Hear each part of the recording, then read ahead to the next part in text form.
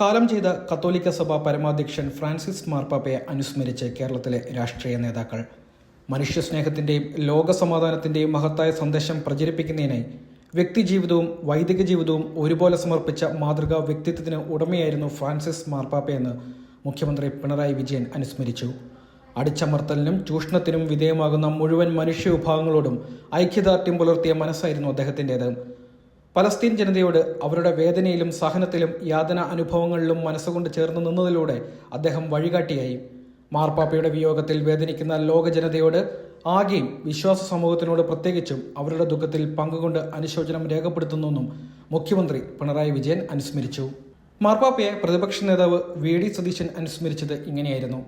ആഗോള കത്തോലിക്ക സഭയുടെ 266 മാർപ്പാപ്പ, 5.5 പതിറ്റാണ്ടിലധികം നീണ്ട വൈദിക ജീവിതം, ജനതയെ ഹൃദയത്തോട് ചേർത്തും സ്നേഹം ചുരിഞ്ഞും ജീവിച്ച മഹാ ഇടയൻ, ലളിത ജീവിതത്തിന്റെ പ്രയോക്താവ്, മനുഷ്യത്വത്തിന്റെയും മാനവികതയുടെയും മുഖം, ശാന്തിദൂതൻ, വിശ്വാസികൾക്ക് എക്കാലത്തെയും വെളിച്ചമായി ഫ്രാൻസിസ് പാപ്പ ഇനി നിത്യതയിൽ. ഇങ്ങനെയായിരുന്നു വി ഡി സതീശൻ മാർപ്പാപ്പയെ അനുസ്മരിച്ചത്. മാർപ്പാപ്പയെ KC വേണുഗോപാൽ അനുസ്മരിച്ചത് ഇങ്ങനെയായിരുന്നു. ഇന്നലെ ഉയർപ്പ് ദിനത്തിൽ സെന്റ് പീറ്റേഴ്സ് ബസിലിക്കയിൽ തടിച്ചുകൂടിയ വിശ്വാസികളുടെ കാതുകളിലേക്ക് യുദ്ധവെറിക്കെതിരെ വിശ്വമാനവികതയുടെ സന്ദേശം നൽകുമ്പോൾ ഏറെ പ്രതീക്ഷിച്ചിരുന്നു. ഇനിയും ഈ ലോകത്തിന് വഴികാട്ടാൻ അങ്ങുണ്ടാകുമെന്ന്. ഒടുവിൽ ഭൂമിയിലെ ദൗത്യം പൂർത്തിയാക്കി മടങ്ങിപ്പോകുന്നത് ആദരിക്കപ്പെടേണ്ടതും അനുകരിക്കപ്പെടേണ്ടതുമായ വിശുദ്ധ ജീവിതം കൂടിയാണ്.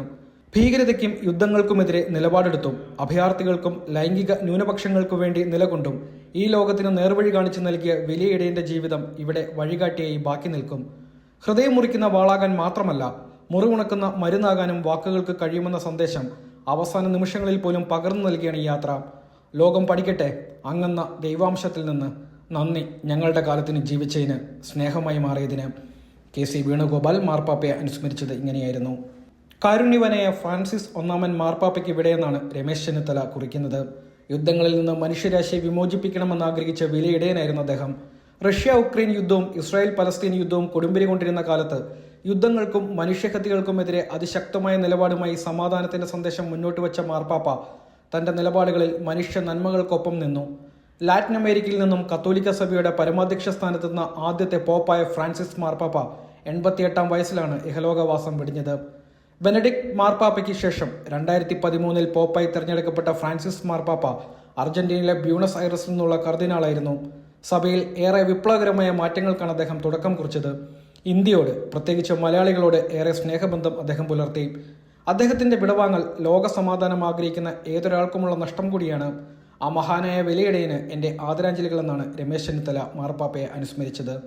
പാവങ്ങളോട് കരുണ കാണിച്ചില്ലെങ്കിൽ ദൈവത്തിന്റെ ഹൃദയം വ്രണിതപ്പെടുമെന്ന് ലോകത്തോട് പറഞ്ഞ ഫ്രാൻസിസ് മാർപ്പാപ്പ വിടവാങ്ങി എന്നാണ് രാഹുൽ മാങ്കൂട്ടത്തിൽ ഫേസ്ബുക്കിൽ കുറിച്ചത്. യുദ്ധങ്ങൾക്ക് അറുതി വരുത്താൻ പ്രയത്നിച്ച രക്തച്ചൊരിച്ചിലിൽ വിലപിച്ച മാർപ്പാപ്പ സ്ത്രീകളോട്, കുഞ്ഞുങ്ങളോട്, പീഡിപ്പിക്കപ്പെടുന്നവരോട്, അരികുവൽക്കരിക്കപ്പെട്ടവരോടെല്ലാം പക്ഷം ചേർന്ന വലിയ ഇടയൻ എന്നായിരുന്നു രാഹുൽ മാങ്കൂട്ടത്തിൽ ഫേസ്ബുക്കിൽ മാർപ്പാപ്പയെ അനുസ്മരിച്ചത്.